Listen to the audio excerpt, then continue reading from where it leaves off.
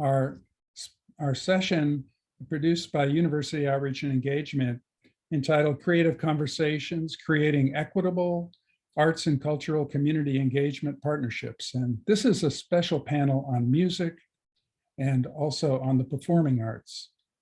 So I want to begin by acknowledging and wishing you all happy Cinco de Mayo. It's a special 5-5 day when I noticed when we were starting to put this together. For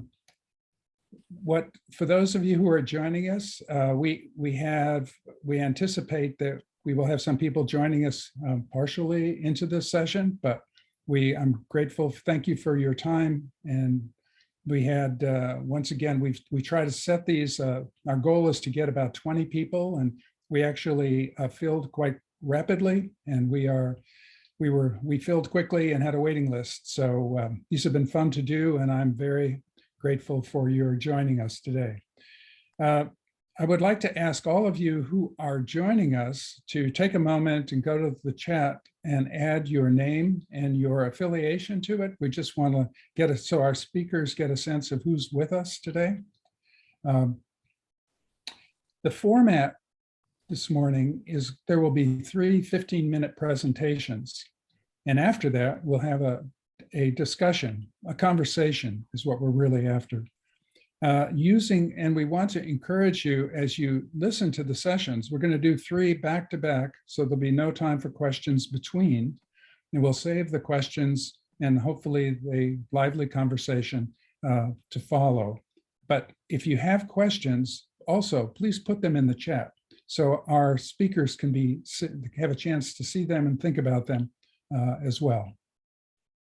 I will be your moderator. I'm Kurt Dewhurst from University Outreach and Engagement, where I'm the Director for Arts and Cultural Partnerships for University Outreach and Engagement. And that means partnerships connecting the campus with the community as well as the state, nationally and internationally. And what UO&E is very committed to fostering and strengthening the kind of work that you all, these wonderful speakers, are doing. So I will say that when we do get into the Q&A, just a little ground rule thing, I would encourage you to keep your questions short, brief as you can, so we can get as many as we can in. I want to give a special thanks to our presenters who were selected today for their exemplary equitable community engaged partnership work. And as I say, we're focusing today on music and the performing arts. 2 of our presenters have invited a community partner to join them, and they will introduce them as part of their session when it's their turn. The presenters will also introduce themselves, and they will highlight a particular case study in partnership, and then they'll go on to share their lessons learned. And I think we all learn from one another. This is kind of creating a learning community is our goal. So let us begin I'm going to ask Stephen Benedetto, who is a professor and chairperson of the Department of Theater in the College of Arts and Letters, to kick us off here. Stephen. Thank you so much for the opportunity to share. This community partnership occurred several years back before I arrived at MSU. So it's a little bit outside, but it's really a model I hope that can be developed in East Lansing with our vibrant community that we have here and the shared goals that we have. I'm going to share because a PowerPoint here, so you can get a sense of what some of these things I'm talking about are. So a few years back, are you able to see the screen? Yes, it looks great. Okay. You're fine. So a few years back, I guess back at the beginning of my career, really, when I moved to Miami, I took the opportunity, some opportunities came along to get involved in the county. And the county each year had grant panelists from the community, and they recruited arts partners from across the community to hand out a sizable amount of cash to the organizations in the South Florida region, really. So I was on a festivals grant panel, and we were giving money to everything from the food festival that takes place to the Coconut Grove Art Festival, Baroque festivals, all sorts of things, the Miami Book Fair. And so I began my networking both with the county and with community arts organizations as a newbie faculty member and a new person to that region. And over time, I began to get to know the Cultural Arts Council's goals for what they were trying to do in the city of, in the county of Miami. Now, Miami's complicated. It is, city proper, but there are dozens of cities all brought together across Miami-Dade County. So it's a very large swath of South Florida, and arts venues are spread out across that. And there are types of arts venues that are missing, even in that vibrant environment. And we had lost some major ones at that point. The Coconut Grove Coconut Grove Theater had closed after decades of service. So we shared this common goal in Miami to try to create a sustainable arts model. Like, how do we work with community artists? How do we work with artists who went away and went to New York, went to LA, and became very well known and renowned? How do we get those artists to come back to Miami? How do we get the local arts organizations the resources or skill building that they wanted or needed to better serve their communities or their audiences? And through this process, I met Adriana Perez, who was in charge. She worked for the mayor's office. She worked for the County Arts Council, and she ran a playwright development program. And in this program, she essentially had 3-year cohorts, brought in a playwright, preferably someone who had grown up and had strong ties still with Miami, and recruited a cohort, about 4 or 5 playwrights, artists, theater artists in the community. And they went through workshops, developing work that resulted in some showings, right? So they did some radio plays, they did readings, they did various amounts of work. And the goal was to, again, help nurture those artists who were living in the community. Through her, she often sent artists to my office, and when I was the chairperson and producer of the executive director of the Jerry Herman Ring Theater, to meet us, right? To create that network. So through that, I met Kenny Finkel originally, and he and I sat down and had a conversation. And that conversation was amazing. We found that we had so many shared aesthetic values. We got really excited talking and said, yeah, one day we should collaborate. And so, that went away, right? And occasionally we'd have that. I also got the chance through that networking to meet Jerome McCraney, who later became a member of our faculty for a while. And as an offshoot of this project, he was able to build another community arts project with the African Heritage Center, with the county, with some arts for learning, other organizations in town. We also had some other collaborations with the Performing Arts Center down in Cutler Bay. So other things stemmed from this initial response.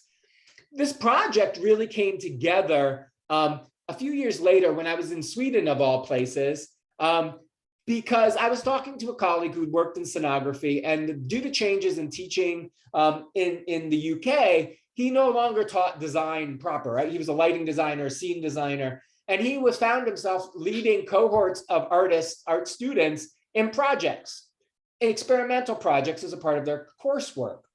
And once again, we were talking about how these experimental methodologies were a great opportunity, especially since my cohort was a conservatory-based cohort, and they learned very technical skills and technical virtuosity. And this was a skill set that they didn't have. So we began to talk, well, how could I bring in a project over where our conservatory students could stretch themselves to work inside of this more European-based model of performance, model of devised theater or immersive theater. So when I came back to Miami, I began thinking about how we could do this. And I started talking again with the Playwright Development Program and said, look, I can bring you a director. I have guest artist money. I can get a director over from the UK. I have students to make up a cast. So I have a slot of experimental slot in my season, which I can give over some casting. I can give you a director, and I have a very little money, but I have other resources that I could help build something. And the Playwright Development Program said, yeah, let's try to figure this out. So we went through the sort of standard models, right? We went through play readings. We went through, could we do a block, just a stage producer run of something they're doing. And eventually we got to be talking and said, you know what? The playwrights have an experimental phase in their curriculum where they were supposed to devise material on a shared written project together. So the Playwright Development Project said, well, we can give over the playwrights for this. It'll solve their curriculum issue, and we could see what happens. So with that basic idea, we came together to talk, well, what are our values? Well, we wanted to, again, cultivate experimental theater practices within the city, and we were all willing to share assets. The Miami-Dade Playwright Development Program had some cash where they could hire some professional actors to come in and be part of a cohort. We had the actors, we had a director, we have a production infrastructure that was there, and we had the playwrights to develop work. So it became like, what are we going to do? The Playwright Development Project was rooted in the Deering Estate. And the Deering Estate is a historical, essentially a historical, it's one of the mansions that are of early Miami. So we're talking turn of the century, really. They're not ancient, but it's really a foundational place. And the Deering family, the other one is Vizcaya. So this is the brother, this is Charles Deering, and he built sort of a Spanish estate on, why is this not moving for me? He built a Spanish estate, inspired estate down in South Bay. He had his own boat basin where he could get supplies in. That house had become, it was a hotel at some point, plus the venue. It was now essentially a period estate. They met there, the Playwright Development Program, and often did play readings and so forth. So the Deering Estate said, okay, look, we can do it here. Why don't we move your venue here?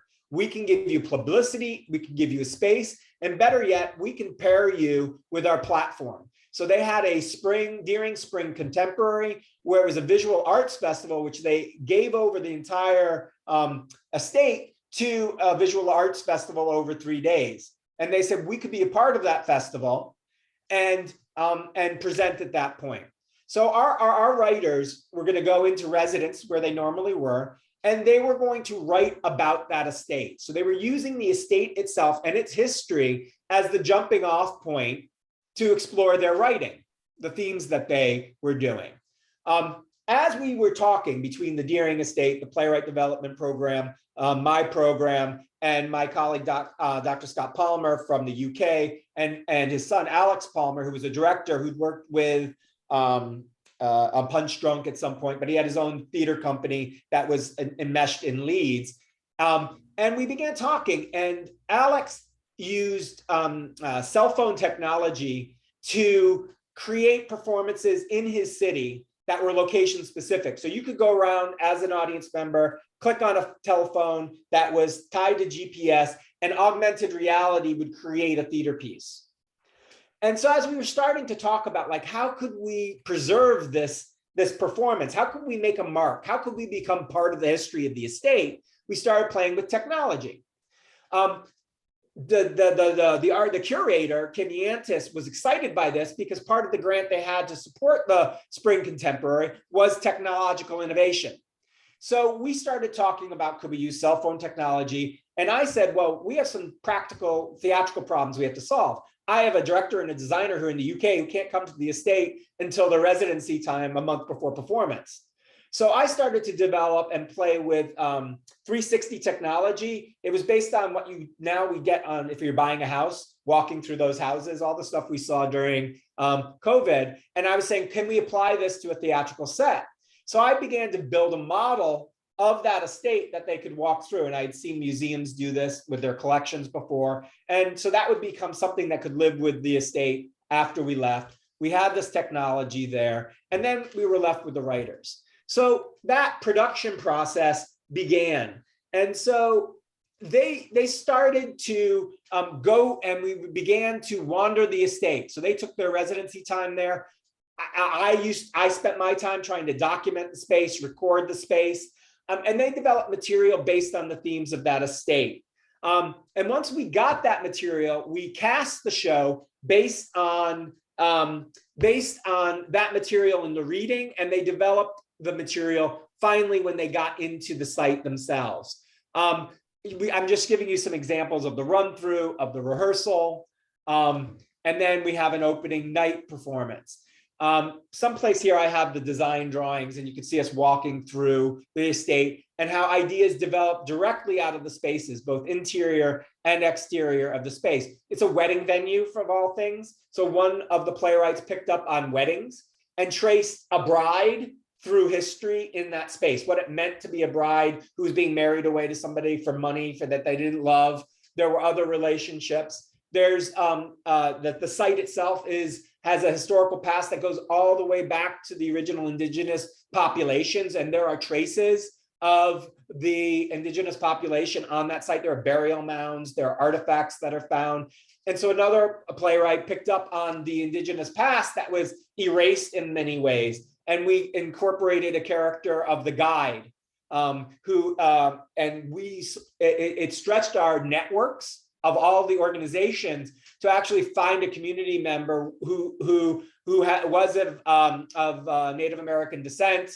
And we found a young man who is Reese Osceola.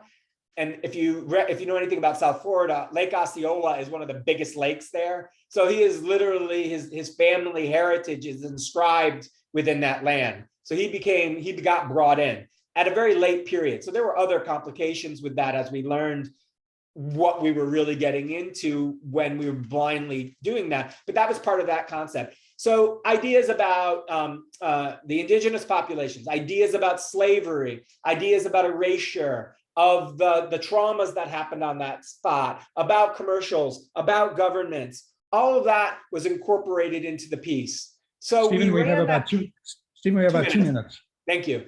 And so we ran that piece during the festival at night, and then it also developed into a 360 film, and that was another outreach. So what did we learn? Well, we learned that this spawned itself. As we had different needs, we sought different resources, and different resources birthed new research projects, right? So those research projects became a 360 film, which became another project. So we brought in film studies. We also began to develop grant networks. So the Deering Estate and my unit and the county, we began to apply for new grants for new projects in this way. Other offshoots where we really had, with the success of the immersive program, we were able to launch other collaborations that I spoke of earlier in the day. And there was also a resurgence of almost site-specific immersive theaters. We learned by combining our organizations, we didn't have just one audience. We ended up with 5 audiences. Each playwright had their own audience. The university had its own audience. The county had its own audience. The Playwright Development, the South Florida League, the Deering Estate, and they all came together at once. And we suddenly saw this vibrant audience we never saw in our houses at all.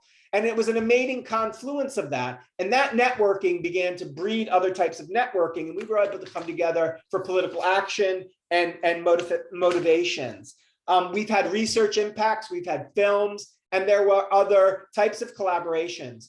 The biggest challenges were having a government organization and the university. Our money is all tied up in our own bureaucracies. And to merge those two things, you suddenly have the legal departments slowing everything down. So as we developed, this was done for $250 plus our each individual audiences, right? We hired a director, they hired actors. So there was more money than that, but it wasn't a large scale. As we went to other partnerships, when the money increased, we found that we had to bring in a community partner and arts management group to funnel money through, in essence. So we each spent individual budgets, but then grant money came into the third party so that we could fluidly pay out what we needed and act as an art organization in real time. So I missed everything I really wanted to say about the shared goals, talking too much about the beginning, but that gives you a hint about what it is, the scope of it is, and the potential of thinking through these things and how they had an impact on our pedagogy, how they had an impact on the way in which we negotiated community partnerships in the past, in the future, or whatever, after that point, and how really it was about networking fulcrums of people, right? The county, the university, and other groups had single people that worked together and said, look, we could share our assets. We can identify them and figure out how we can use those to create something bigger than all three of us. And we became the liaisons that worked throughout the project in each of the venues, conquering issues. I think I'm at my 2 minutes, so I'll stop there, but we could talk about like going into the Deering estate, how I couldn't bring props because we might infect their historical, the furniture from the 19th century. So, there were all sorts of small challenges we had to negotiate. But it was really about the three organizations sort of sharing assets and smoothing over the types of conflicts that come up with the production, with an exhibition, with a performance, with a training program, and each of those individual cultures clashing. We needed just some other positions to make sure that we were talking through it and finding solutions that made everybody happy. So thank you. Thank you, Stephen. That was inspiring to hear that the complexity of the partnerships you had to forge and the creative solutions that you had to come up with as you go forward, which is part of that, what we're all anxious to hear from one another about. So thank you, that was excellent. Now we're going to turn to Bert Goldstein, who is the director of the Wharton Center for Institute for Arts and Creativity, and also, of course, with the Wharton Center for the Performing Arts. And I know he has a special community partner that he'll introduce who's going to be part of his presentation. Bert? Hi, thank you. And thank you again for having me. It's a thrill to be here to be able to talk about some of our work. Yes, I'm Bert Goldstein. I'm director of the Wharton Center Institute for Arts and Creativity. And my partner in crime here is Diane Newman, who created Happen Dance over 30 years ago, ran it for over 30 years successfully. It's become such a viable part of our community, and it's been great working with Diane. Did I get that right, Diane?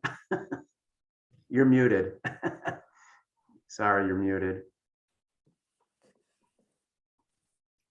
That was my yeah, we're 46 years old. 46 years. I'm sorry. Yeah, that's okay. So what I wanted to do is give a quick overview of what the Institute for Arts and Creativity is at Wharton Center, and then talk specifically about this partnership that Diane and I created to bring dance into inner city schools, largely in the Lansing area. So the Institute was created in 2008. Mike Brand sat down with the MSU Federal Credit Union, and at that time, the credit union gave us $2.5 million to greatly expand the educational programming at Wharton Center. I was brought in to run the program in 2008. I had spent 12 years with the Cincinnati Playhouse in the Park as their education director, and was recruited to come up to Michigan State at that time to run the Institute, which is my privilege to have done. So when I came to Lansing in 2008, one of the first things I did is I sat down with the artistic leadership in the community, the dance, the theater companies, and I met Diane Newman. And Diane and I were talking about dance in the community. And the one thing she said that she lamented was the lack of dance in the school system. There really was very little, if any, dance in Lansing public schools. It wasn't taught for fun. It wasn't taught as an arts integration tool. So what we did is we created this 8-week dance residency program that would be available to a Lansing school every year. Diane and her partner would go into the school, use dance curriculum and arts integration to work on dance with the students. They also do extensive staff development, so the teachers involved get special training in what they're going to do, and then they implement this residency. So we started the residency in 2009, and it's except for a year when we took off for COVID, we've been doing it ever since. So I'm going to turn this over to Diane to talk specifically about what they do in the schools when you have a residency, with a group of third, fourth, fifth graders, whatever you're working with. And tell us a little bit about that, Diane. Okay, thank you. And thank you so much, Kurt, for inviting me to participate with Bert in presenting something I'm absolutely passionate about, which is that dance is an amazing educational tool that teachers are not very aware of, but reaches certainly curricular goals and way beyond. Now, even before I met Bert, with the new program that the Wharton Center was instituting in 2009, Happen Dance had been offering dance and education workshops by teaching and performing in public and private schools since 1977. But it was a wonderful opportunity, which we jumped right on when Bert offered an opportunity to expand our reach. And therefore, we designed the program that we are still using today, although we're tweaking it constantly after discussing at the end of a residency. The residency, we had learned long ago that single classes, which we call drop-in art, provided only momentary entertainment and not long-term educational impact. So we stopped doing that. Even if a school asks us to come and teach a class to every single classroom, we realized that wasn't what our major goal was, but rather that we wanted to reach more children for longer periods of time. So the dance project that Bert and I developed offers 8 dance classes per classroom. 4 classroom teachers volunteer to participate. We have had no trouble recruiting those teachers. Teachers, we are finding, are very eager because they do see their children moving. In fact, sometimes they wish they weren't, so that they would stop and listen. And what we have done is incorporate that natural impetus and impulse to move that is in every child. And we've learned how to harness that so that teachers can use it to teach curriculum or socio-emotional kinds of goals. So besides the 8 classes per classroom, there's also a 4-hour teacher in service where we train the teachers how to understand dance, what it's made of, that it's very understandable. It has elements that you can learn that are not something you have to be a trained dancer to know about and to utilize. As well as the in-service, then we have an informal performance by the students, which we call the sharing show. At the end of the 8 weeks, the children share little things that they have learned, little studies or dances, usually performed at the Wharton Paysant stage. And then finally, the Happen Dance professional company, which is called Velocity, comes in and presents an entire performance to the whole school. Now in our 13th year, the dance project usually serves a school for 2 years, although there have been, times when we've had to not serve the second year, like the COVID year. And we have reached 6 Lansing School District elementary schools, including Post Oak, Luton, Riddle, Willow, Kendon, Rio, and currently Gardner. So that is a brief description of what Bert and I have developed together over time. Thanks, Diane. I think Kirk wanted us to address identify equitable and mutual beneficial outcomes. The first big outcome for us was the connection to our Lansing schools, particularly these schools that really have very little money for arts programming. They've cut gym programs, they've cut a lot of programs over the years. So this was a way to keep the arts alive in a lot of these schools. And it certainly meets Wharton's and the Institute's mission and values to serve these schools, to make a concerted effort that these children are included, that they get an opportunity in the arts that they may not have had. The other big goal for Wharton Center is bringing professional artists like the dancers and choreographers from Happen Dance into the classroom. And we do that not only with dance, we do it with theater, music, visual arts, and that's a big goal for us. As a result of those kinds of things, it also allows us to create other partnerships. We've had other relationships with Happen Dance in other ways besides this particular program. And certainly with other artists, we open up a lot of opportunities to bring artists in from around the country and around the world to work with our students here. So putting those artists into the classroom, an artist, a choreographer with Diane's experience or her partner's experience, is really, really a wonderful opportunity for the students. And we do this so many ways. Stratford comes down every year with actors at the festival. We've had professional playwrights, directors, choreographers, musicians who come in and work in the classroom.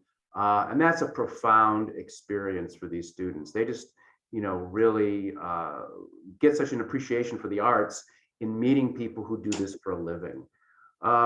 Diane, go ahead. What's your viewpoint from Happen Dance on beneficial outcomes?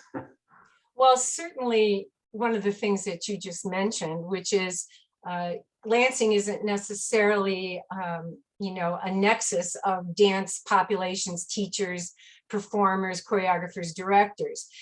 It's a challenge to recruit and train and employ dance professionals here. But that has been our mission since we were founded in 1976, which is, to offer employment to artists.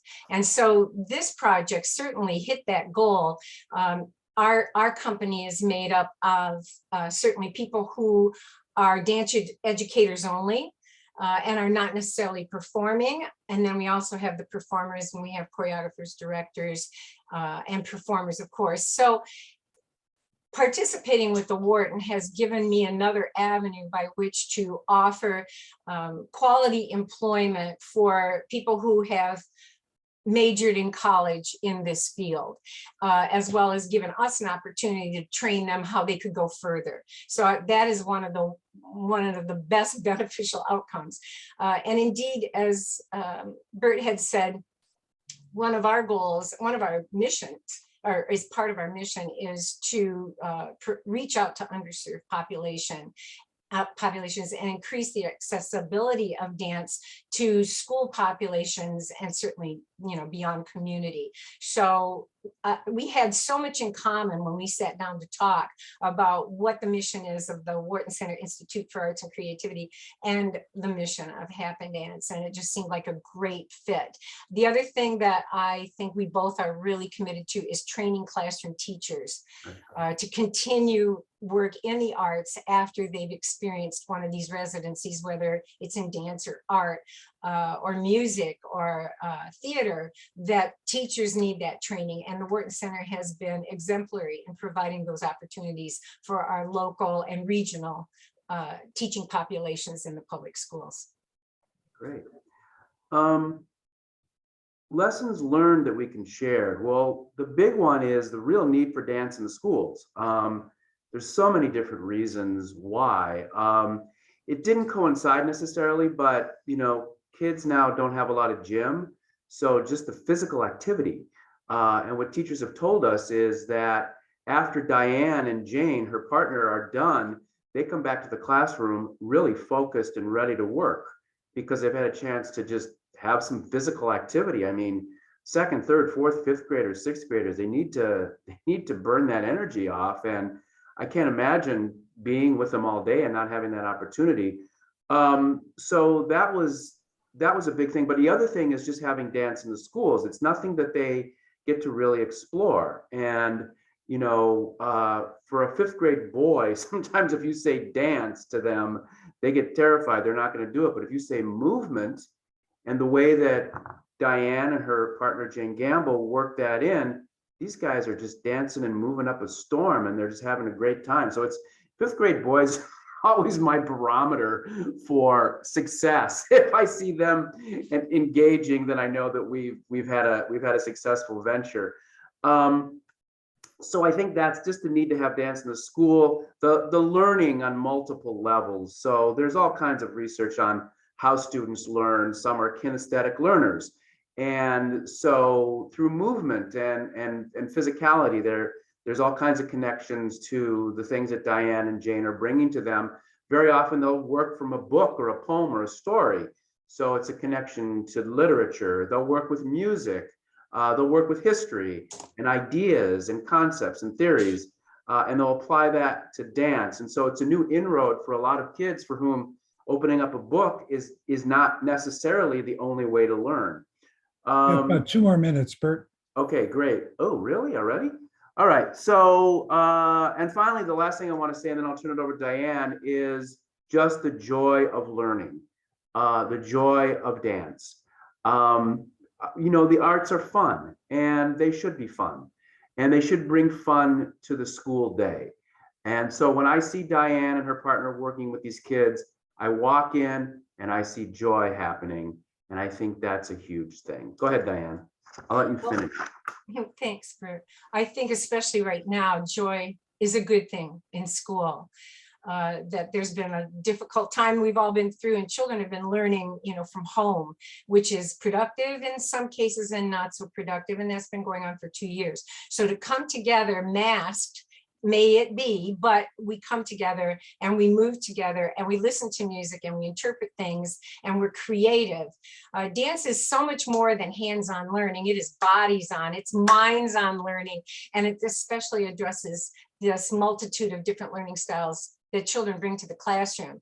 And as he mentioned, it's especially useful to the kinesthetic learner, that child who has trouble sitting at a desk for too long and needs to be physically active. If we harness that energy and turn it toward curricular concepts or cultural concepts, then it's just an added plus to be able for that child to feel good about the way they are and for us to see them actually achieve.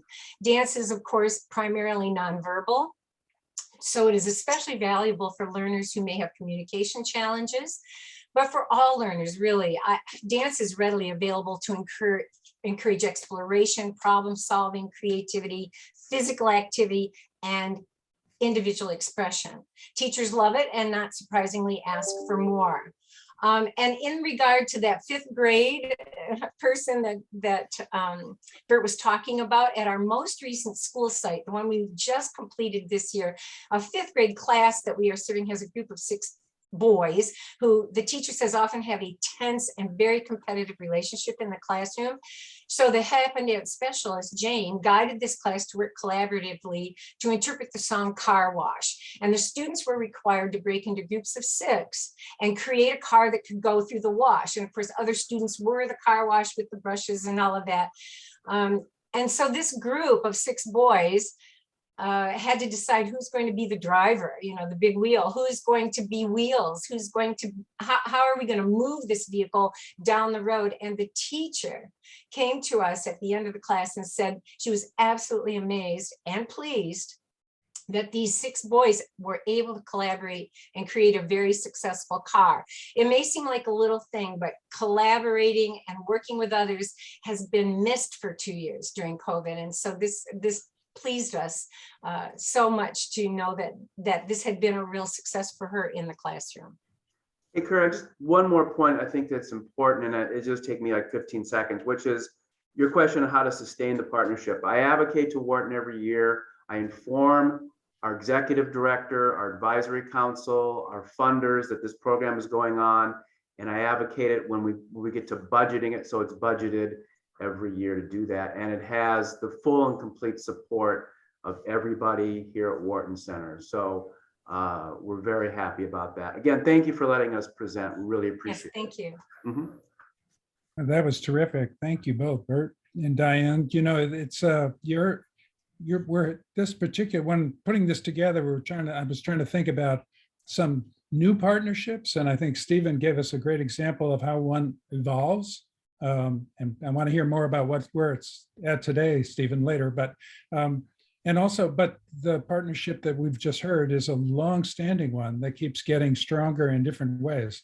I think every one of us would like to go through that car wash right now. Maybe we're kind of doing that with this conversation today, as we all kind of, I hope, soak in literally the kind of lessons we're learning from one another. So thank you for your generous sharing. I would just want to encourage everyone, again, who's taking part today, to remember to use the chat for your questions or comments. If there's something you've heard that you like, that you want to just call out, then there'll be more chance for each of our participants to interact with one another. And when we get to the conversation portion, we have one more presentation. We're going to go right to that. Pleased that Karen Salvador is with us. She's an assistant professor of music education in the College of Music. And I know she has a community partner who I'll have her introduce. And Karen, welcome. Hi, Hi, thanks for having us. I'm Karen Salvador, and I'm here today with Emily Brewer. Emily, can you make sure your sound and stuff are working just real fast?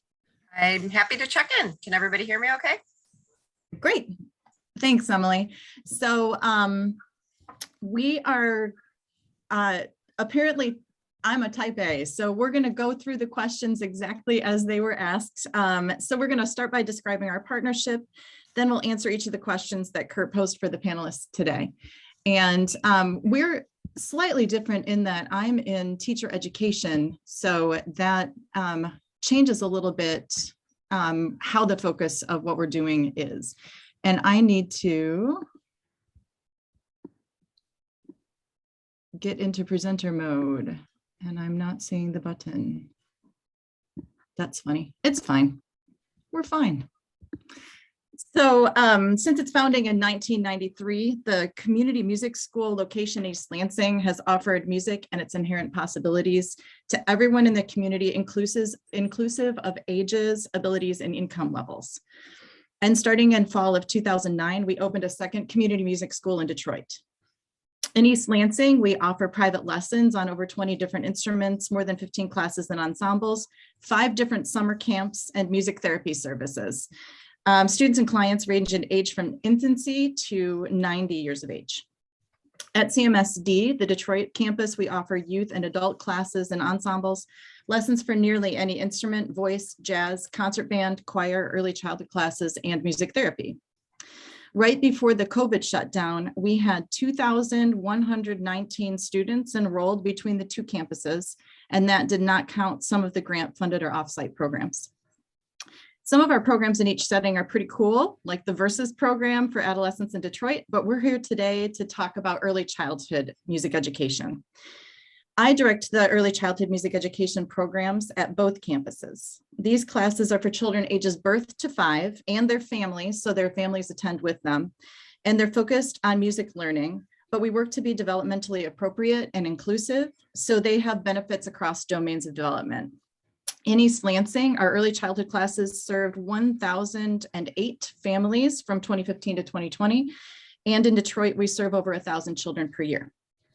I have a short video that I want to show you that's going to give a little context for what you're going to hear from us. So just quickly, it's 90 seconds.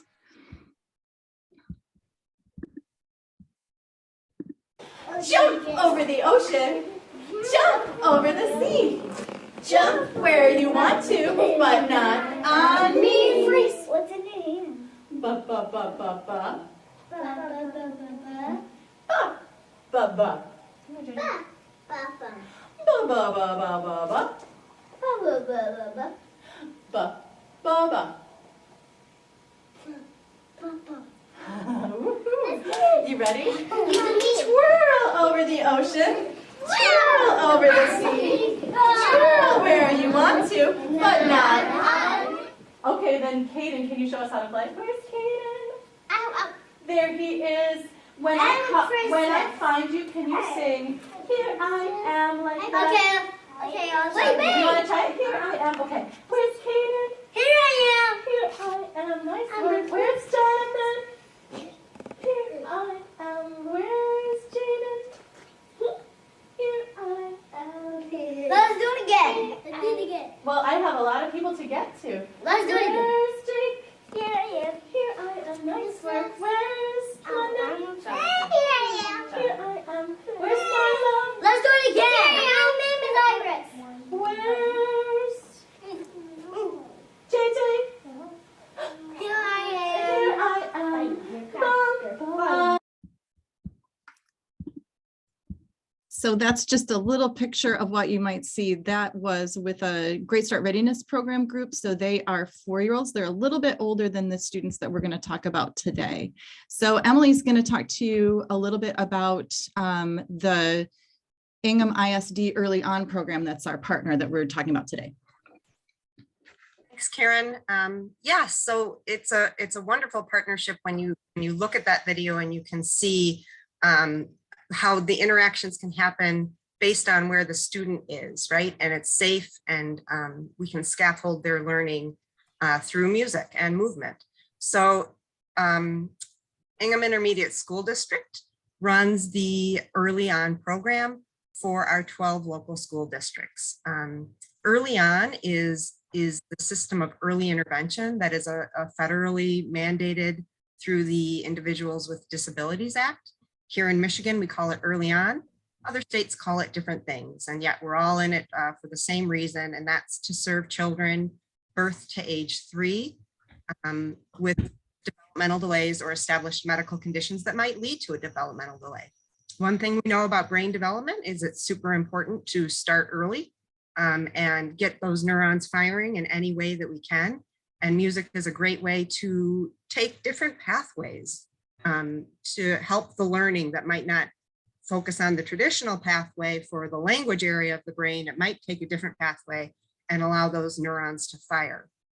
So that's why music and children with developmental delays is just such a great blend. I mentioned that at Ingham ISD, we operate the programming for our 12 local school districts.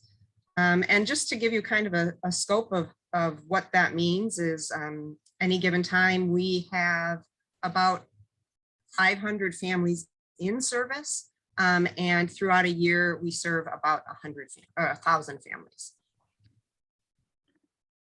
So when we think about the partnership between Early On and MSU CMS, it predates both me and Emily. And when I asked the director of the CMS in East Lansing if she knew when this partnership started, she didn't know either. So it's been ongoing on site at our campus community music school for quite a long time, but we've now started reaching out from that location to where children and families are. And that's what Emily and I are really going to focus on today.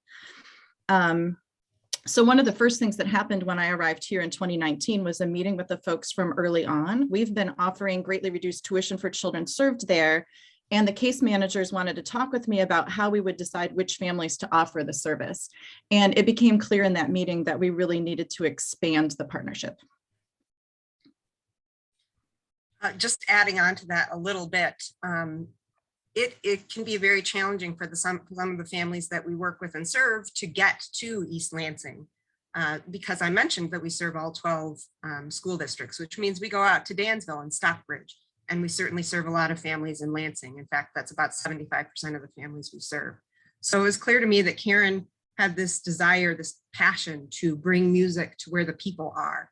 And so that's why we put our brains together and found other ways of where people are going into the community, and we will come to them.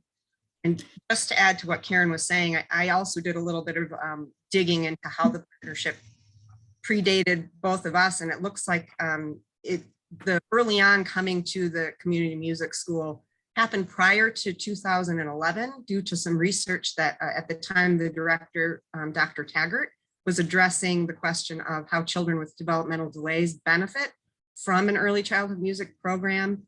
And the research resulted showing that the music classes kind of leveled the playing field for kids with disabilities, again, allowing them to access things at the level that they can with their typically developing peers. And that's why this partnership has continued on.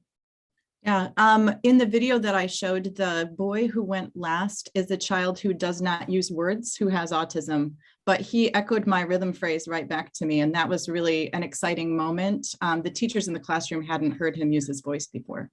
So we have ongoing children and families attending CMS classes at the location. And they sometimes go with a staff member like Kathy Schubert, who's a speech language pathologist who coaches families right on site. Then we also have early childhood music educators going to early Head Start classrooms. Right now it's 7 classrooms, and many of the children there are also served in Early On. We tried classes at Impressions 5, and we even offered free tickets to Impressions 5 for the day for folks who went to those classes, but those classes were too hard to get to for the families. So we moved to the Capital Area District Library South, and we've had quite a bit of success with families attending classes there. And then this summer, we have a new initiative to offer outdoor music playgroup opportunities. And so that's an exciting thing that came out of this. Emily, did you want to talk about why you felt like you needed those playgroups? I would love to. So yes, I agree. This is a really exciting next step, grow the program kind of thing. And early on, as we go into families' homes, we've really been noticing a difference in development for children that were born during the pandemic. They haven't been out of their house much. They haven't gone to the grocery store or a restaurant. And so their sensory systems are just not developing the way they typically would. They don't really know how to process new sights or new sounds or new textures. And we want to create safe opportunities for them to get out. And so this is an idea to have families come out together in the outdoors and also bring that music piece in. It's kind of a call to action right now. Families need they've been stuck inside, and I heard the previous group saying virtual learning and all of that. And the youngest learners that we have really shown some effects of this. So it's time to get them out in safe ways. And the music is just a way that a lot of families enjoy coming together. So we're going to give that a try this summer. In terms of mutual benefits, from my perspective, I think music classes are great for children and families, socially, emotionally, physically, and musically. So we're focused on musical development of the children in the room. The caregivers who come with them tend to also grow musically because we expect them to participate and to interact with their child. But because of that interactive component of how we teach, the speech language pathologists in particular noticed communication gains. And I think you also saw in the video that I showed that the children had to use social skills like taking turns, like sharing ideas. And so it's a creative environment, but it also fosters the kinds of school readiness skills that we want to see in children as they head towards public school or towards K-5 school. Pragmatically, from my perspective, this picture illustrates some of what I get. So you can see there's a row of my students who are taking notes on what they see. There's another row of, these are undergraduate students who are participating in the class. And then there's a child who is an actual person in the class.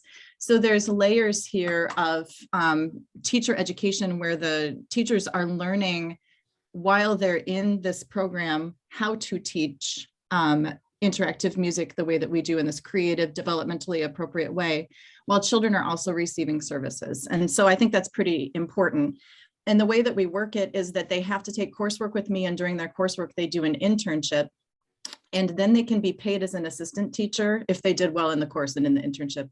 And if they do well as a paid assistant teacher, sometimes they become a lead teacher even when they're undergraduate students.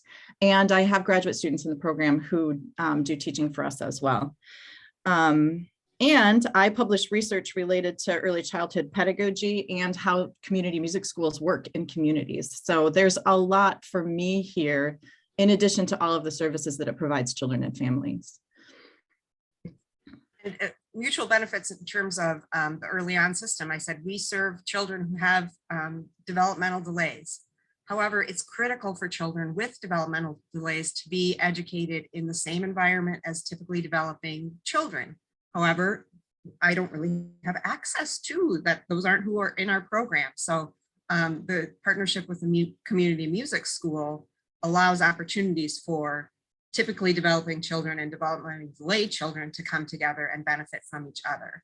We also know that for many children, I mentioned that music can create new learnings by developing information that pass through different neuronic pathways that they wouldn't typically flow. So that's another added benefit, the music piece. So we've got the typically developing child, the music piece, and we see that a big benefit, and Karen already alluded to one of the little boys with autism, a big benefit for children with autism. And in addition, who doesn't love music and bebopping with all the teachers?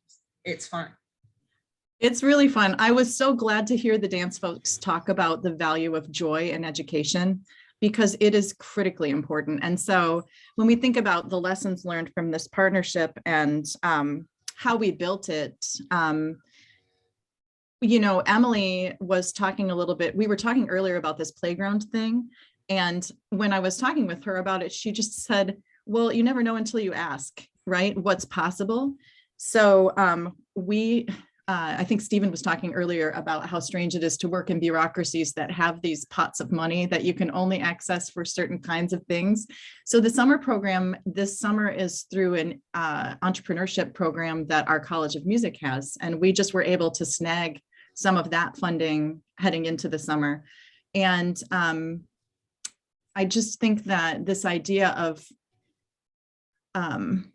for me, a main lesson learned was this, that Emily's organization has to continue serving all 12 of these school districts, regardless of the challenges that are going on. And it's really easy as a professor or as a researcher to feel stung when something doesn't work. Like the classes that we tried at Impressions 5, it seemed to me like that was a no-brainer. Obviously, people are going to want to go to Impressions 5 and come to music class and then hang out afterwards. But the transportation pieces of it, or maybe it felt too unfamiliar, it just bombed. And it was so hard for me that it bombed. And to understand that reevaluating and trying again just has to be a part of a partnership cycle like this. Emily, I didn't know if you had anything to add. Yeah, We have about absolutely. 2 I more mean, I minutes. think, thank you.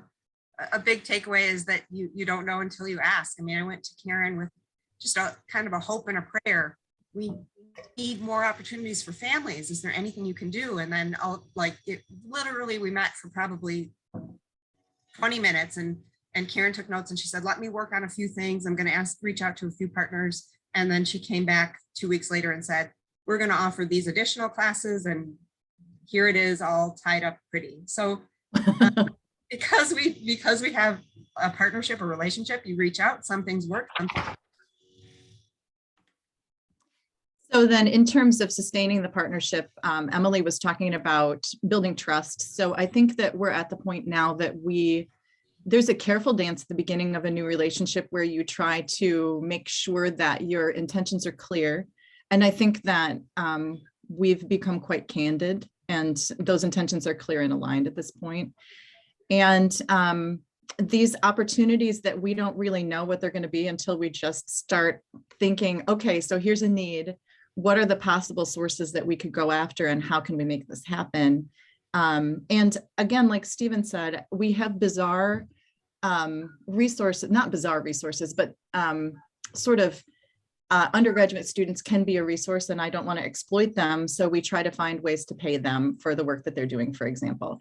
And that just creates these amazing opportunities. And this pipeline for us, we're sending out probably 6 to 10 teachers per year who now have a much better understanding of early childhood age groups, of developmental differences, and of developmentally appropriate music learning. And that's a really important thing for us to be able to do. Emily, I don't know about your thoughts on sustaining. Yeah, absolutely. And also, benefiting the teachers that are doing these programs. So Karen and I talked about, for the movement and music in the park, let's get some of our physical therapists and occupational therapists out there as well, so they can learn more about the sensory system. Like, why is this child toe walking when he's on the grass? He doesn't like that. And so giving them strategies, different ideas of supporting the students and the learning. And just continued communication. I have more partners around the community. Karen mentioned that one of the groups we've brought in is Head Start. And we'd like to think of more. I have partnerships with the Sparrow Hospital, with some of the autism ABA providers. And I just think that, the more we talk, the more we can find ways to partner. And I just want to add one more thing. It's exciting to work with undergraduate and graduate students because they often take initiative and they have great ideas. So 2 of our undergraduate students entered a grant funded program and won almost $3,000 to start these classes at the Refugee Development Center in Lansing. So, sometimes there is a virtuous cycle that happens when you bring together people who care a lot about children and families and music. And it's just exciting. This quote is from a mom who was involved in the library classes and who was kind of restructuring the way she was interacting with her children in her home because of their joy in the music setting. And she just said, I catch myself singing, walking around the house, and then they're behind me dancing and singing. And she had been stuck inside with her children. And this was one of the first things that she got to do with them that was outside the home. And it was just a really positive experience. And she had been worried about, like, what is it going to be like? How are my kids going to behave? And it's just Emily kept saying, a safe place for people to come and play. So yeah, thank you for the time. Thank you. Boy, Karen, that was terrific. Emily, really wonderful to have you with us. That was inspiring. And you know, I hadn't thought so much about the implications of COVID on the age group and how critical this work is, even more so right now. So we're going to open this up then for discussion. And I know some of our presenters probably had some other things they wish they had said. So feel free to jump in and do that if you'd like. But I know that Philip Ifong had put in a couple of comments in the chat, and I encourage all of you to put your questions in the chat or comments, things you would like speakers to add or expand on. But Stephen had a question. I mean, a question for Stephen here. Philip did. I don't know if you can see it. I may have missed this, but was the project preceded by any other significant study of relevant histories? Stephen? Yeah, I think I'll get Philip back at the department, but yeah, so integral to this was the playwright's dramaturgical process. So part of the playwright development process are the process of developing work. And since this was rooted in the site, that the playwrights who were in residency there had access to the archives of the heritage site. And so they did a lot of deep digging there, and they did a lot of deep digging in terms of the history of Miami. So if I pick on, you know, so there was a slave quarter village as a part of the estate, which they dug into. They kind of left that away as a concrete thing, but narratives of the relationship of slavery to the people who lived in the house became emerged. With the indigenous culture, we had to then access the anthropology department at the university. And so the playwrights took tours of other heritage sites within Miami. There's a buried river, there's other burial mounds. There was work on the Tequesta Indians and the sort of migration across the various regions at what time of year and what century that these things happen. So there was an in-depth archival process to it. And then that got overlaid with the dramaturgical process of the site itself, like where are the spots that we can get to while performing, what can we use to bring out these stories. So we did a sort of on-site exploration with the curator. The one thing I did want to tag on to is what Karen and Emily were talking about with that sense of play, because I think that's actually a component I missed talking about. It was a promenade performance, an immersive performance. So the individual stories that were brought out through the actors took our audiences through the spaces, outdoor and indoor. It was about engaging those activities. And then the second half was about giving them the freedom to engage in the site. So we brought them into the house and they had to wander around and engage in each room where there were characters who brought to life the life in that house in various points in history. So play was an integral part to it. And it was getting the audience, the community in the space engaged with the artist. So yeah, that sense of play was so important to the composition, but also to our goals of outreach. So I'll shut up now. Bert, you had something in the chat that you wanted to, you're following up on Karen's point about bombing and failure. I think that's one of the things we don't talk enough about when it comes to building equitable and lasting partnerships, is that we have to be prepared for things not to work and have the commitment to kind of work through that and be candid. I think you used the word candid, Karen, at one point, which I really appreciated.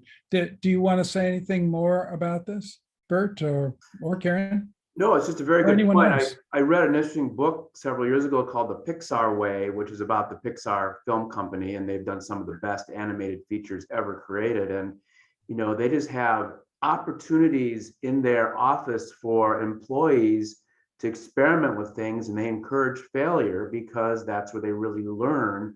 to create better things. And of course, we're all somehow connected to the arts. We've all been in rehearsals. We've all tried to write music or do a painting, and you know how many times you have to start over and it doesn't work and you throw something out. I'm commissioning a playwright next year who started to write a play for me and threw the whole thing out after 3 months. Just threw it out. So it's not working and he's starting over. So I think Karen brings up a really good point that failure is a miserable teacher, but failure is a great teacher. So thank you for bringing that up, Karen. You know, if I can comment a little bit, I just think about, you know, one of the folks commented that they're an adult learner of the saxophone. And sometimes I think one of the things that happens to professors is we get highly specialized in an area where we have expertise. And sometimes it feels like the expertise just lets you know all the things that you don't know. But we become hesitant to go outside of that, I think, and taking risks is one of the only ways that you can build the sorts of relationships that are mutually beneficial and equitable with community partners, because you have to be willing to hear them say what they want or need. And so I agree that those classes not working out and the subsequent meetings with our team about what we could do instead were probably some of the time that we were able to become candid. Emily, I don't know if you have a reflection on that. You have to try, right? And failure can be part of trying. So it takes, you got to be brave, learn from your mistakes. It's not always if you build it, they will come. Sometimes you build it and they won't. And then you have to figure out why, retool, and not take failures too hard. I'll just make an observation in the chat that Trina had brought up Imagining America. I don't know if many of you are aware of it, but Imagining America is a national organization that actually MSU was quite involved in early on. It started at the University of Michigan, and it's all about a lot of what we're talking about today. It's the way in which we use creativity to build connections with communities for universities. I think Stephen's been involved with them somewhat. I know he's aware of it. For those of you who are interested in learning more, just drop me a note and we'll get you. We are members of Imagining America. MSU is. University Outreach and Engagement is the home for that membership. And I'm happy to make sure you get the monthly newsletters. They come to us and I distribute them electronically. So I'm happy to do that. But they have a number of grant programs and activities. We've had students who also have been graduate students who benefited from some of their funding too. But I won't take us down that path too far, except to just not point that out. I did want to come back to, you know, one of the words that a number of you wound up using was trust. And you know, if somebody were to ask each of you, what is it that's been key in your mind to building trust? What are the obstacles or the things that have made it possible? Because in some cases, we're looking at long-term relationships here. And obviously that doesn't just happen. Anybody want to take a shot at that? How did you achieve trust?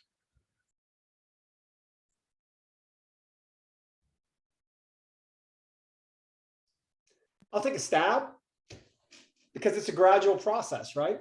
So it was about building, it was a lot of talk, right? It was a lot of freewheeling talk to figure out what intentions we had with the talk in the first place, right? You meet for the first time, it's like, what does this person want from us? What are they bringing with them? What do they think that we have that they don't? And so it's navigating that to get past the sort of the immediate to understand what the needs are, right? So and I think part of that is also getting outside of the different organizations, right? What fails, like what failed of some of the projects we did, what failed was trying to get people onto our campus, getting school children onto the campus. Just the busing protocols and the legal protocols and the cost associated and the permission slips became such a challenge that it had to be off campus. So that's why this particular thing worked, because it was in another place. It was in another organization's place, but it was where that community was. That's what the work was about. So it was that willingness to go outside of that. And then through navigating that, we built longer term relationships that we began to use our network to help each other achieve what we thought they might need. So it's like, oh, we can't give this to you, but somebody else might be, and you might be able to help them to do something else. And it was through that sharing that we started to develop that long-term trust with relationships that have gone past the institutional affiliations, because most of us have changed cities, countries, and so forth. And yet we still use that network and still talk about collaborations, or have attempted or do still collaborate in some way. That's my take on that. That's very helpful. Anyone else want to comment on trust? How do you Yeah, for build me, it? How do you sustain it? Yeah, with me working with Diane, first of all, she had an extraordinary history. So there's the old cliche, it's who you bring on the bus with you. And so I knew that Diane had a long history of not only being a choreographer, she had a good reputation in the community. She had co-authored a book on dance education, which I read. So that began to build trust for me. And then I think with her, she knew my background and having a long history in arts education, having run a program for 12 years in Cincinnati that I built from scratch. That began the conversation. And then just that first conversation that we had, we might have gone to lunch, we may have sat in my office, I don't remember, but there was just a good collaborative conversation. There was a good feeling right on. And then a leap of faith saying, here's your money, here are your resources, go do it and watch it happen. And it worked. So I think mutual respect for one another, and certainly reviewing each other's experience and background and coming together, and having certainly very good communication, understanding what both of us wanted from the program, what the goals were, how we were going to achieve those goals. And then for me, it was just letting Diane do her job. I completely agree with the communication, mutual respect, and finding each other's common interests. So for me, once I heard Karen say that she wants to take music to where the people are and not have kind of an elitist program, I was in. I knew every time I went to her and kind of tapped that passion, she would be in too. So that's kind of matching shared values as well as shared interests, wouldn't you say? Maybe is that the point? That's helpful. What do you do with, one of the things that we find is that we do, nonetheless, there's conflict. There are moments of conflict in, maybe you're not experiencing it so directly, but I know in watching partnerships and working with partnerships, there are moments of conflict. Do you have an informal solution for how you resolve those conflicts? I mean, do you agree, like, again, using that term, being candid, that you pick up the phone or you say, let's go have a cup of coffee because I'm a little uncomfortable with this? How do you navigate moments of conflict? So we talked a little bit about how one of the programs we have is in early Head Start classrooms. And there was a conflict because the early Head Start teachers didn't know what to picture. And so they were trying to get their 2-year-olds to sit quietly in a circle for our teacher. And our teacher was trying to respect what she believed that their teacher wanted to do, which was to have the kids sit quietly in a circle, which is not at all what 2-year-olds do in music class. And so there was this tension that came out of each of the people trying to do what they thought the other wanted. And what we did, first of all, Sarah Dickinson, who is in charge over there, called and said, I think that what needs to happen is a meeting where you help the teachers through. So there's a couple things that we learned from that. One is that we needed to have prepared the ground a little bit better by letting the teachers know what our expectations were. And then also there needed to be a time for our teachers to meet their teachers before the moment that they were supposed to be actually teaching, if that made sense. So you were asking about the processes that allow that. And I think that Sarah did just pick up the phone and call me and was like, there was an uncomfortable situation today. I want to talk to you about it. And then I went to the Head Start facility during one of their faculty meetings and just presented, showed some video, talked, took questions.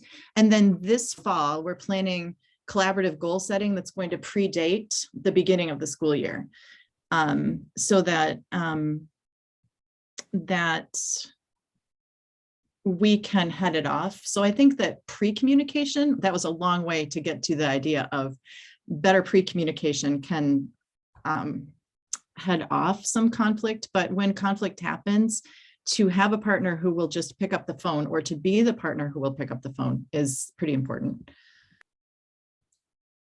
Yeah, I'll just add that I know in my experience that I've found at times we've had MOUs, memorandum of agreement, and then we actually put in writing sometimes that, if there's a conflict, who gets contacted, so that the conversation doesn't take place outside of the meeting, but it actually says that, you'll contact this person and they'll get together and resolve it.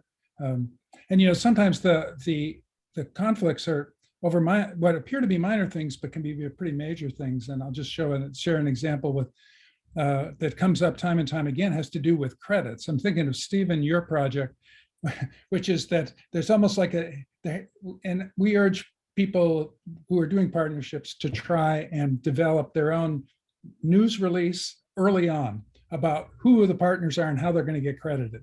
Because one of the things that happens, particularly when you have multiple partners, somebody all of a sudden starts to, inadvertently steal the credit.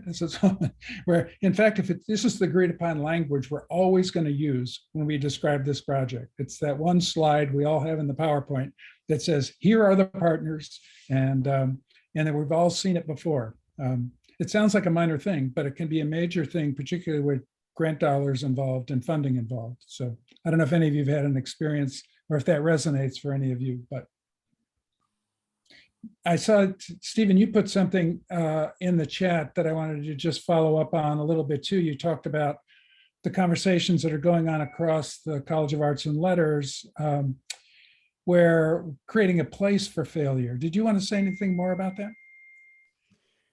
So, with the art strategy becoming more, the institutional art strategy becoming more sort of active, right? And we're sort of at that phase where the provost office is working on it, becoming visible, and the College of Arts is working on it internally to see how, as a college, we can then work in that institutional context. We've been talking a lot about like what's possible with multi-unit institutional arts collaboration. And through that brainstorming, we've had different arts units across the college talking and coming up with this idea of like, what kind of learning environment and research environment do we want? And out came a joke of, well, we need an institute of failure, right? And this came from our creative writing, Divya Victor at the creative writing, joking because so much of what we do is failure, right? As we were talking about throwing out the draft and starting over again, about a partnership that comes together and grant dollars fail. But that's also the place where we learn the most, and that we can get beyond the accumulated way we do things now, right? We're asking the same questions to get the same answer. So how do you ask new questions to go beyond that? So if you start asking those new questions, knowing you might not succeed, you might not get that product at the end, but that product may give you a methodology or a new working relationship or a new network. So that's what we started to play with and say, well, how can we do this with our students? How can we do this with our research? And we're trying to figure out ways that we can operationalize this, and then also operationalize this across our own institutional habits. That's terrific. Well, we have enough time for maybe a little closing comment from each of our speakers. If there's something they want to say, something that they picked up from this session that maybe they want to just say another word about. And I know, Karen, I think you have to leave earliest, so I'm going to give you the first chance to say something. Is there something that that you want to say, some takeaway from today that you found, or you want people to really keep in mind? Because a number of the people who, I should say, who have signed up are thinking about doing a community partnership, or they've either done it or they're pondering that. Some are grad students. We've had people from outside the university also with us today. So any final thoughts about this conversation today?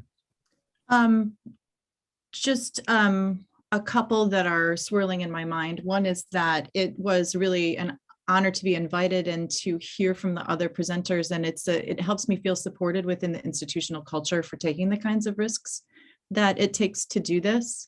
But I also, if there is a graduate student in the group, that just to say that it is extra, but so worth it. And one of the things that I get to do is sometimes I teach classes within this, so I get to continue my practice with young children, which makes me more credible to students who I teach here, which is another piece of it. But then also just, I learned from setting up this presentation, it was really a joy to work with Emily on this presentation. And I had hesitated to ask her because I really value her time. And so I learned a little bit more how much she values our partnership through the act of doing this presentation. So I just wanted to thank you for the opportunity and to say that the risk taking seems pretty worth it. Thank you. Emily, you want to say something in response? She just put in the chat that she's running to another meeting. That's, Okay. as I said, her time, her job is something else, but the fact that she made time to be here says a lot about how much she values our partnership. So I was really pleased by that. Diane, do you have any thoughts, closing thoughts about this conversation today? Well, in the talk about risks, I, through personal experience, both working at MSU as a teacher and working as a grassroots nonprofit founder of a dance company, I've been able to compare the way they operate business-wise, as well as beyond just what takes business to business acumen. But it seems to me that community partners are more willing and maybe more able, just because of their posture, to take risks. I don't think there's afraid to take risks. If you're out there in the community and you're grassroots, you're really starting from nothing. You don't have a big institution that has some really valuable structures already put in place. So you have to research those, you have to develop your own, you have to look at a lot of models and figure out what works for you. And so I don't think, I think the relationship between a big educational institution like MSU and a community partner is so valuable, because the community partner has a lot of resources to learn about from the person in the big institution, but the big institution also has this person who is maybe a little bit more in sync with what's going on in the community and is willing to drop some assumptions of what's been done before and create new. So I just think it's a really nice interaction and very necessary to grow our communities, to have those partnerships. And I really appreciate that MSU is seeking that. Thank you. Bert, do you want to add anything? I think it's always interesting to hear what other people are doing and the variety of things that are being done and what we've heard in this 90-minute conversation as to what's being done. Because right now, I think the role of the arts in our communities is going to become even much more vital. We are at a political and social crossroads right now. We're coming out of COVID, where there's been a lot of isolation. We have political divide in the country, and this is going to filter down to what's going to happen in our schools and in our communities. And so I think the things that we talked about in terms of the arts bringing to our communities is going to become only more valuable as we try to figure out where we are as a country right now, how these young people predominantly try to figure out who they are and try to navigate through this. I think the arts are going to play a vital role in being able to do that. So I applaud the work that everybody is doing. And, we've seen a little microcosm here of what's being done just with this organization, but I'm always in touch with my colleagues around the country. And it's just so much is being done, and man, we're going to need it. Thank you, Bert. Stephen, I'll give you a final chance here to say a few words. I know you've got to run soon too, so. I mean, I echo what my colleagues here have said. I think that the work we're doing in the arts has a profound impact on what it means to be human. And it is through the arts, through play, that we develop the skills and develop a language that we can work together to work through circumstances in non-threatening ways a lot of the times, even if it is threatening. And it's through programs like this that not like this, like all of the ones we've been talking about, that have shared goals. It's like, how can we use what we have, because resources are scarce across all of our communities, to create those pathways from childhood into universities, any university, into a profession, any profession, and how the arts are an integral part, or what it means to be human in that, so that we can discover ways to go into the next generation beyond us, right? And that's, we can make those big connections, and we can bring the skills we have and the resources we have together in unique ways, right? I don't know how to speak to elementary kids about the arts, but we have partners who do. We have resources and skill sets that we've developed elsewhere that we can bring into the community, and those be harnessed, right? They can be applied to so many different things if there's a need, right? Where are those needs? What do people want? Is there a way we can apply our skills in a way we never thought, right? Or can we tell a story that nobody else taught, or have an education opportunity that nobody else thought? And so it's such a great potential to work through and navigate these relationships, and to show the power of the arts in changing the conversations as co-equal partners in researches, in education, in providing jobs locally, in providing continuous honing of skills to live life, build a community, and speak. So I'll stop there. Well, that's pretty hard to top. That was a great finish for us, I think, today. I will just want to close with a few comments. I want to remind everyone who joined us today in this conversation that this is a series that we're going to continue into next year. So if you have ideas, and I always love to hear if you have projects that your colleagues are working on that you admire and think deserve more light, because part of this is just learning more about one another and what we're doing, because I think we can forge greater partnerships, and our community partners are so extraordinary here that we heard from today. And we want to keep building these equitable relationships. And we've got, certainly the need is there and the opportunities are there as well. So feel free to send along your ideas to me. I'd love to hear from you. I want to thank our panelists today for their time and their preparation and their care in delivering their comments, and also for the community partners that have joined us. Special thanks to them.